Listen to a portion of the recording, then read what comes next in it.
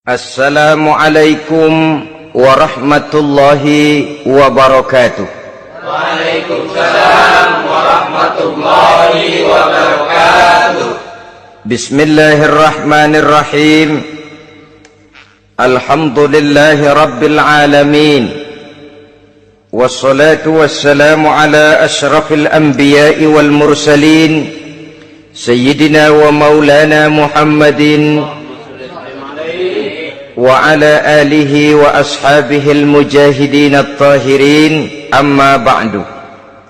Saudara-saudara kaum muslimin seiman dan sekeyakinan yang berbahagia, pada suatu hari seketika sedang berkumpul dengan para sahabat, Rasulullah pernah memberikan peringatan.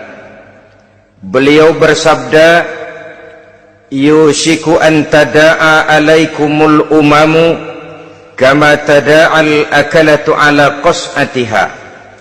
Pada suatu saat nanti akan datang di tengah-tengah kamu, wahai umat Islam, di mana orang-orang lain di sekeliling kamu akan bersatu mengerubungi kamu seperti bersatunya orang-orang mengerubungi makanan di atas meja hidangan.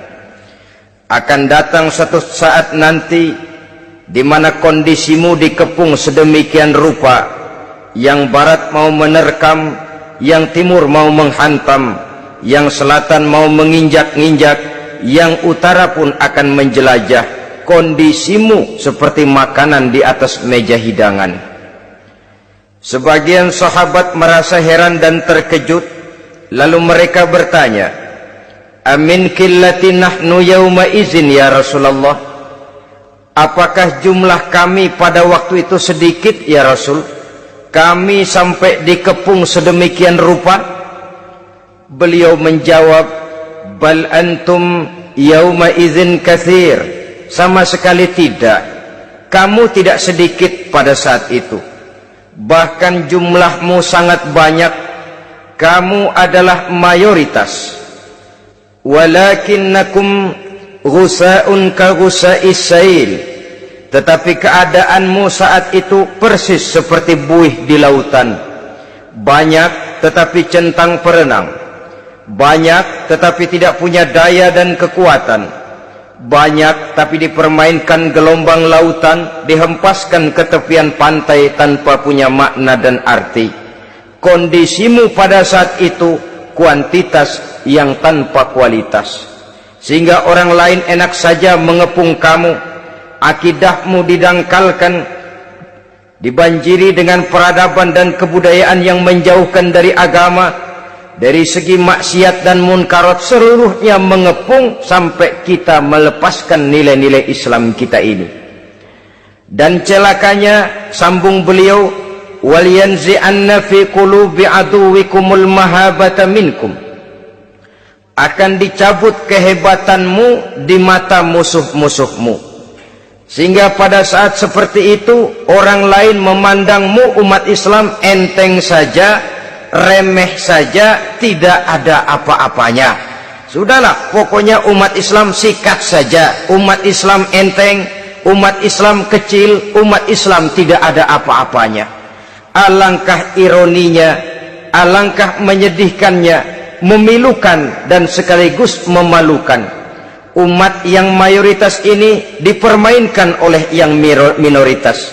Umat yang jumlahnya terbesar, terbanyak, bahkan konon menurut catatan sampai 90%, tapi dipermainkan oleh mereka kelompok-kelompok kecil ini. Wal yakzifanna fi qulubikumul wahn. Pada saat itu di hatimu dicampakkanlah penyakit wahan. Sahabat kemudian bertanya, wa mal wahnu ya Rasulullah? Apakah penyakit wahan itu ya Rasul? Beliau menjawab, hubbud dunya wa karahiyatul maut. Penyakit wahan itu tidak lain hubbud dunya wa karahiyatul maut. Terlalu cinta kepada dunia dan terlalu takut kepada mati. Materialistis dan takut resiko. Dua penyakit inilah yang menyebabkan walaupun umat ini mayoritas, tapi dipermainkan oleh yang minoritas. Walaupun dia golongan terbesar, tapi nasibnya seperti makanan di atas meja makan. Dari segala macam penjuru mau menghantam dia.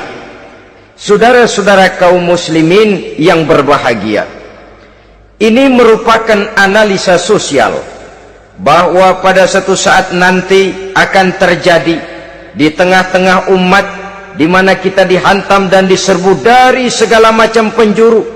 Akidah didangkalkan, peradaban dan kebudayaan dirusak, makanan dan minuman diracuni, pakaian ditelanjangi dan lain sebagainya, sampai kita melepaskan nilai Islam yang kita cintai ini. Kondisi sosial ini satu saat akan datang kepada kita. Demikian analisa dan peringatan dari Rasulullah sallallahu alaihi wasallam. Marilah sekarang kita melihat, adalah benar bahwa di zaman sekarang kita insya Allah tidak akan mengalami perang Badar sehebat yang pernah dialami oleh Rasul dan para sahabatnya.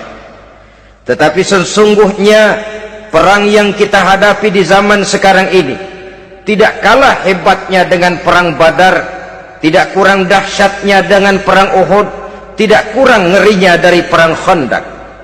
Hanya saja yang kita hadapi sekarang ini bukan ujung pedang, bukan ujung tombak, bukan ujung panah. Yang kita hadapi sekarang ini adalah perang akidah, perang ideologi, perang mempertahankan keyakinan. Yang kalau kita kalah sekarang, kita memang masih beragama, tetapi anak kita, cucu kita, generasi yang akan hidup 5, 10, 20, 30 tahun yang akan datang, wallahu a'lam bissawab. Islam, saudara-saudaraku, tidak mungkin hilang dari dunia, tetapi tidak mustahil Islam gulung tikar dari desa kita, tidak mustahil Islam gulung tikar dari kampung dan kota kita, jikalau kita tidak menjaganya, jikalau kita tidak memeliharanya, bahkan jikalau kita tidak mewariskannya kepada anak-anak kita, generasi yang akan datang. Marilah kita mengingat sejenak bagaimana Islam di Spanyol yang pernah jaya, pernah mewarnai daratan Eropa, dan yang sekarang hanya sekedar tinggal ceritanya saja. Ini pernah diperingatkan oleh Rasul dalam satu hadis, sayati ala ummati zamanun la yabqal Islam illa ismun wala minal Quran illa rasmun. Akan datang satu masa di tengah umatku di mana pada masa itu Islam ada tapi hanya tinggal sekedar namanya saja, dan Quran pun ada tapi cuma sekedar tinggal tulisannya saja. Apabila kita tidak mewariskan ini kepada generasi yang akan datang, maka serbuan-serbuan dari berbagai macam penjuru dari hari ke hari semakin kita rasakan kehebatannya. Tidak mustahil sejarah Spanyol akan terjadi di desa kita, akan terjadi di kampung kita, akan terjadi di kota kita.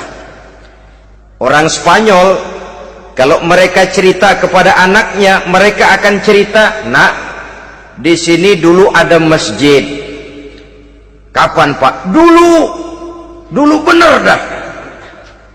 Banyak orang Islam kalau hari Jumat pada sembahyang, "Kapan itu, Pak?" Dulu sekali.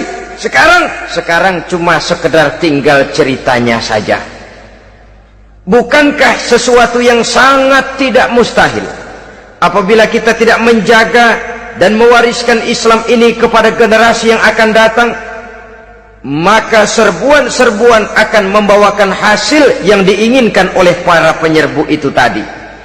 Kita sudah menjadi umat yang mayoritas, tetapi umat yang mayoritas ini menurut Rasul dikepung sedemikian rupa, akidahnya didangkalkan, peradaban dan kebudayaannya ditekan sedemikian rupa, kehidupan sosialnya dibuat individualis, kemudian dari segi pergaulan, pakaian, makanan, minuman dan sebagainya diracuni, sampai dia tidak lagi berpegang teguh kepada agamanya.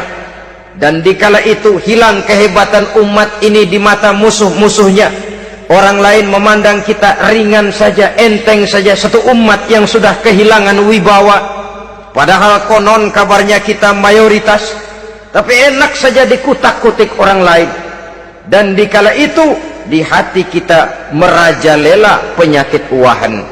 Penyakit uahan itu apa? Pertama, hubbud dunia, terlalu cinta kepada dunia. Terlalu cinta kepada dunia yang menyebabkan kita lupa akan tanggung jawab dan kewajiban, lupa meneruskan dan mewariskan Islam kepada generasi yang akan datang. Kita berlomba hanya untuk mengejar dunia dan seluruh isinya, baik dia bernama material, baik dia bernama seksual, baik dia bernama pangkat, jabatan dan kedudukan. Berlomba-lomba kita di dalamnya sampai tercampaklah penyakit hubbud dunia di dalam hati ini. Berurat dan berakar dunia itu, sulit dan berat kita berpisah daripadanya. Akibatnya kemauan untuk berbuat demi dan atas nama agama sangat sulit terwujud di dalam kehidupan ini. Yang kedua, karahiyatul maut, terlalu takut kepada mati. Baik mati ajal, mati dalam artian yang sebenarnya, baik mati usahanya, baik mati karirnya, baik mati pangkat dan jabatannya. Sehingga dengan demikian akibatnya jatuhlah kita menjadi umat yang kehilangan wibawa di mata orang lain.